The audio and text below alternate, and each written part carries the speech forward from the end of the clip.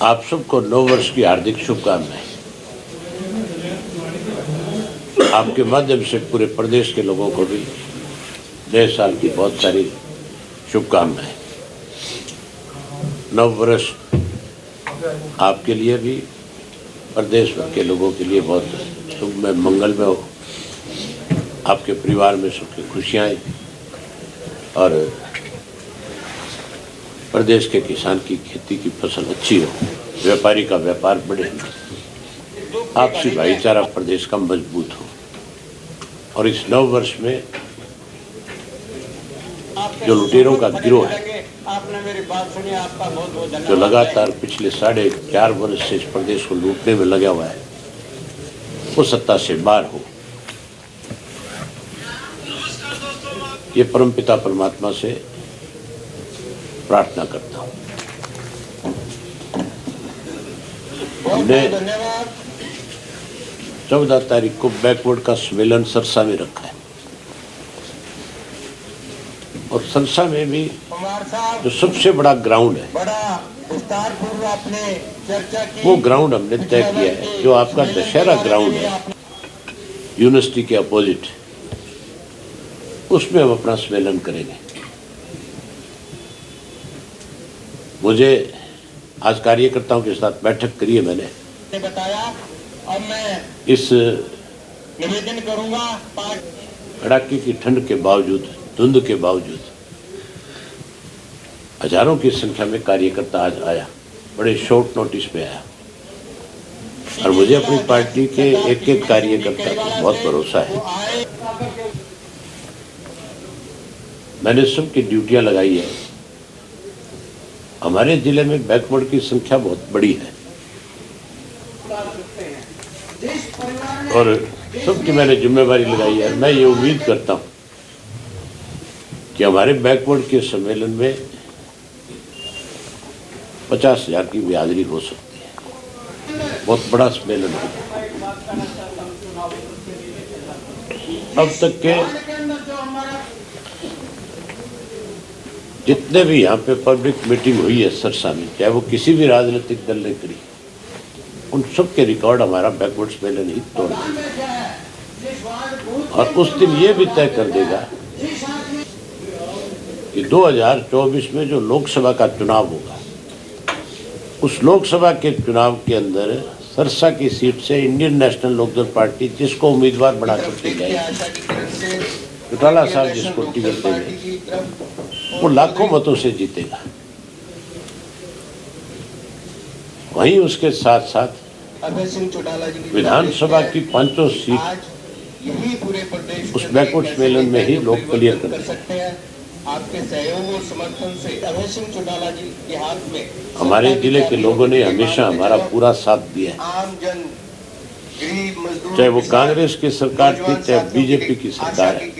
इन्होंने इस जिले की अनदेखी करने का काम किया, चाहे वो रोजगार का मामला है, चाहे कोई इंडस्ट्री का मामला है, चाहे पानी का मामला है, बिजली का मामला है, हर चीज के अंदर भेदभाव। इस सरकार ने, कांग्रेस ने अगर इस प्रदेश में, इस जिले को कुछ दिया तो केवल नशा, बेरोजगारी, भ्रष्टाचार और दोनों हाथों से इस इलाके को लूटने का काम किया, लुटेरों को ताकत दी। इसलिए यहाँ का हर आदमी जो है इनसे दुखी है, परेशान है और उनका हमारे ऊपर इसलिए हमेशा विश्वास ज्यादा रहा है कि हमने कभी भी किसी के साथ कोई भेदभाव नहीं किया। और किसी के साथ किसी ने भेदभाव किया, किसी ने किसी को नुकसान पहुंचाने की कोशिश की, तो हम उसके साथ खड़े हुए उसको न्याय दिलाया। आज की मौजूदा जो सरकार है, बड़ी हैरानी की बात है, हमारा मुख्यमंत्री विधानसभा के अंदर गीता पे हाथ रख करके ये कसम खा करके कहता है कि मैं किसी कीमत के ऊपर भ्रष्टाचार को सहन नहीं करूंगा। और ताजा उदाहरण बताता हूं आपको। 2 आईएएस अधिकारियों के खिलाफ सरकार ने पर्चा दर्ज किया था भ्रष्टाचार में। एक मिस्टर दहिया था और एक जयवीर आर्य था। दोनों आईएएस अधिकारी हैं। दोनों के खिलाफ सरकार ने पर्चा दर्ज किया, सरकार ने उनको अरेस्ट किया, सरकार ने उनको जेल भेजा। केवल उनकी जमानत हुई है। कोई कोर्ट ने फैसला उनके हक में नहीं सुना दिया। जमानत होने पे जो मुख्यमंत्री कसम खाता है गीता पे हाथ रख करके, वही मुख्यमंत्री उनको बहाल करता है, जिनके खिलाफ मुकदमा दर्ज करता है भ्रष्टाचार का। और वही मुख्यमंत्री उनको फिर एक को तो अपने जिले में कमिश्नर लगा देता है। मतलब जिस आदमी के खिलाफ सरकार भ्रष्टाचार का पैसे लेन देन का मामला दर्ज करती है और जो ये कहती है एफआईआर लॉन्च करते हुए कि हमने सारी तहकीकात कर ली, इसने भ्रष्टाचार किया है, उसको फिर कमिश्नर लगाते हैं। अगर वो कमिश्नर की पोस्ट पे लगा है और वो भी मुख्यमंत्री के गृह जिले में लगे, तो जिस किसी ने उसके खिलाफ कंप्लेंट दी थी वो आदमी कैसे हिम्मत जुटा पाएगा उसके खिलाफ जाकर गवाही देने। इससे ज्यादा और भ्रष्टाचार को बढ़ावा मिलने का सबूत क्या हो सकता है? इसका मतलब मुख्यमंत्री स्वयं इस तरह के मामलों में शामिल है। इसने तो गीता को भी अपवित्र करने का काम किया। इसके लिए मुख्यमंत्री को माफी मांग लेनी चाहिए कि मुझे गीता पे हाथ रख करके कसम नहीं खानी चाहिए। ये नए साल में भ्रष्टाचार का एक नया तोहफा दिया है मुख्यमंत्री। जहां इस सरकार में भ्रष्टाचार बढ़ा है, वहां अपराध बढ़े हैं, महिलाओं के प्रति अपराध बढ़े हैं, युवाओं को और ज्यादा निराशा मिली है इस 5 वर्ष में। मुख्यमंत्री कहता है कि मैंने बिजली के बिल माफ कर दिए, इसके पानी के, और दूसरी तरफ कहता है कि 20 रुपये, 30 रुपये, 50 रुपये, जनरल से 50 और बैक से शेड्यूल कास्ट से 20 रुपया लिया जाएगा। जब हमारी गवर्नमेंट थी तो किसी एक भी व्यक्ति से एक नया पैसा जो है स्वच्छ जल का नहीं लिया जाता, कोई मीटर्ड नहीं था। हर घर के अंदर पानी की टूटी दी गई थी।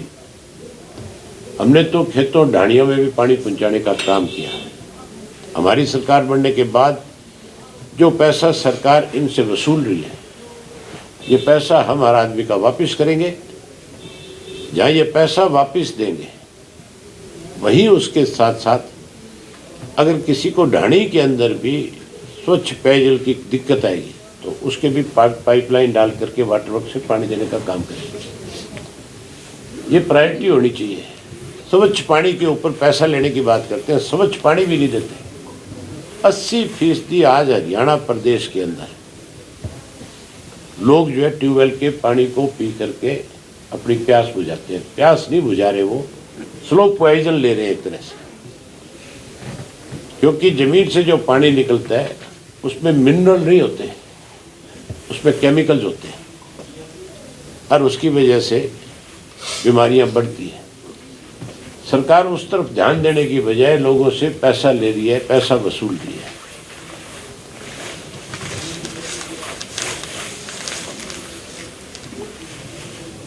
उसके इलावा नशा बढ़ा है, नशे पे कोई रोक नहीं है। मेरे पास कल भी लोगों ने इस बात की कंप्लेंट करी। सरकार को नशे को रोकने के लिए सख्त कदम उठाने चाहिए।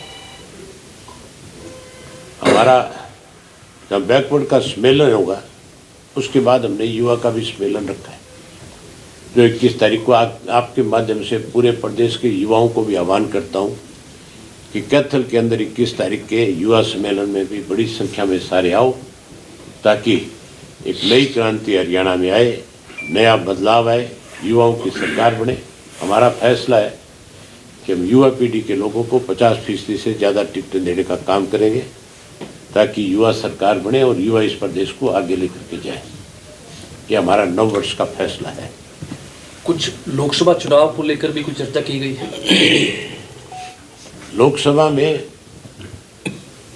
हम 10 की 10 सीटों पर चुनाव लड़ेंगे और ये मान के चलो कोई कितने बड़े दावे करता होगा, मैं एक दावा ठोक करके कर सकता हूं कि मैं 2 लोकसभा की सीट हर हालत में जीतूंगा और बाकी जगह पे इंडियन नेशनल लोकदल पार्टी सम्मानजनक वोट लेगी। क्या आप भी चुनाव लड़ सकते हैं लोकसभा? अगर मुझे पार्टी आदेश करेगी तो लड़ लूंगा। ये हमारी पार्टी का फैसला होगा। ये कोई फैसले मेरे नहीं हो सकते। ये तो पार्टी की जो कोर कमेटी है वो बैठ करके तय करेगी कि चुनाव किसको लड़ाना है। जिसका भी नाम तय किया जाएगा उसको लड़ा देंगे। कोर कमेटी की मीटिंग हम जल्दी बुलाएंगे ताकि लोकसभा के कैंडिडेट्स का जल्दी से जल्दी फैसला हो। मंच के जरिए आपने कई लोगों की रड़क निकालने का बयान दिया है। मैंने कहा है और निकालूंगा राज बनने के बाद। हर हालत में जो लोग गलत काम कर रहे हैं, जिनको सरकार का संरक्षण है, जिन लोगों ने इस प्रदेश को बर्बाद किया है, उन लोगों से हिसाब जरूर चुकता करेंगे। उन लोगों को नहीं छोड़ेंगे। बड़ा सख्त कदम उठाएंगे उनके खिलाफ। किसी की भी लिहाज नहीं करेंगे, चाहे किसी से कोई भी रिश्ता हो। जिसने हमारे प्रदेश का नुकसान किया है उसके साथ सख्ती होगी। कानून के तहत कोई रियायत नहीं करें। एक सेंटर ने नया कानून बनाया है, हिट एंड रन कानून, विरोध चल रहा है पूरे देश भर में। कोई भी कानून बनाने से पहले लोगों की राय जाननी जरूरी होती है। कानून थोपे अगर किसी पे थोप दिया जाए तो मान के चलो थोपे हुए कानून से आम आदमी का नुकसान होता है। उससे ऐसा लगता है कि आपने रिसर्च नहीं करी, आपने उसके ऊपर लोगों के व्यूज नहीं लिए। आप किसी भी कानून को बनाने से पहले जो हिट एंड रन वाला जो कानून है, उससे पहले जो हमारे ड्राइवर्स हैं, जो गरीब आदमी है, जो अपना रोजी रोटी है जिनकी, आप उनको शिक्षित कराओ, उनकी ट्रेनिंग कराओ, उनके साथ बातचीत कराओ। आपके पास सरकार के पास साधन है, उस साधन के तहत आप उनको जागृत तो करो पहले। आप जबरदस्ती नहीं कर सकते। ये जबरदस्ती है, ये तो मेजोरिटी है इनकी, और मेजोरिटी के तहत अपनी मनमर्जी से कानून बदल रहे हैं। कल को ये कहेंगे हम तो संविधान भी बदल रहे हैं, वो भी बदल सकते हैं। फिर तो प्रजातंत्र नहीं है, तानाशाह तरीका है। ये नहीं होना चाहिए। इस कानून को बनाने से पहले इसके बारे में जरूर रिसर्च करना चाहिए था, लोगों के व्यू जानने चाहिए थे कि किस तरह का कानून हो, ऐसे लोगों में जागृति है। ये जरूरी है कि एक्सीडेंट से लोगों को बचाया जाए, लेकिन उसको बचाने के लिए जागृति भी लानी जरूरी है। कानून बनाने से पहले लोगों को ये बताना चाहिए कि भी अगर आगे आने वाले समय में इस तरह की कोई चीज़ होगी तो उसमें हम इस तरह के सख्त कानून ला सकते हैं, ताकि लोग पहले से मेंटली प्रिपेयर हो जाए। किसान जत्थेबंदियां 13 फरवरी को फिर दिल्ली कूच कर रही हैं। किसानों के साथ बड़ा अन्याय किया है सरकार ने। किसान एक ऐसी कौम है जो जल्दी विश्वास करती है। जब आंदोलन खत्म हुआ था तो प्रधानमंत्री पे विश्वास किया था। प्रधानमंत्री ने वायदा किया था कि एमएसपी का कानून बनाएंगे। उसने कानून नहीं बनाया। उसकी वजह से मजबूर होकर के फिर किसानों को आंदोलन करने के लिए अपना घर, खेत और परिवार छोड़ना पड़ेगा। ये सरकार गूंगी बैरी है। इसको समझाने के लिए मान के चलो लड़ाई लड़नी पड़ती है। हरियाणा में विरोधी दल, आपने देखा नहीं, इन्होंने ये जो कानून बनाया, जब ड्राइवर सड़क पे आ गया तो रात रात में सरकार ने फैसला बदल दिया कि नहीं बदल दिया। तो इसका मतलब ये लोगों को परेशान करते हैं। इसके लिए किसानों को एकजुट होना चाहिए। जैसे ये आंदोलन इन्होंने किया, ट्रक ड्राइवरों ने, या टैक्सी ऑपरेटर्स ने, उसी तरह का आंदोलन किसानों को भी कर देना चाहिए, ताकि एक रात में ही सरकार को अपना फैसला ठीक करना पड़े, बजाय कहीं धरने पे बैठने के। इस तरह का फैसला सख्त लेना चाहिए, जिससे सरकार को समझ आ जाए।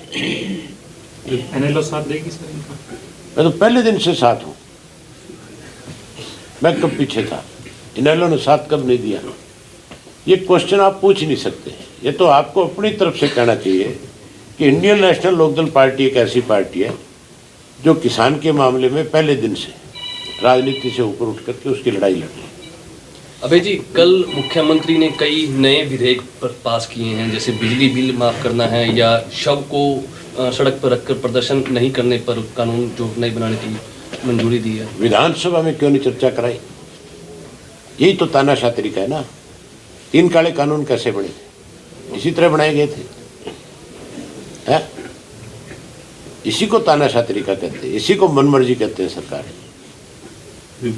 ये विधानसभा में विधेयक लेकर के आ रहे थे, इसी बात पे ये विधेयक विधानसभा में नहीं लाए, ये बिल नहीं लेकर के आए कि अगर इस पे चर्चा होगी तो तुम्हारी पोल खुल जाएगी, क्योंकि इनकी अपनी पार्टी के एमएलए भी नहीं चाहते, कोई भी नहीं चाहता हरियाणा में कि कोई इस तरह के विधेयक आए।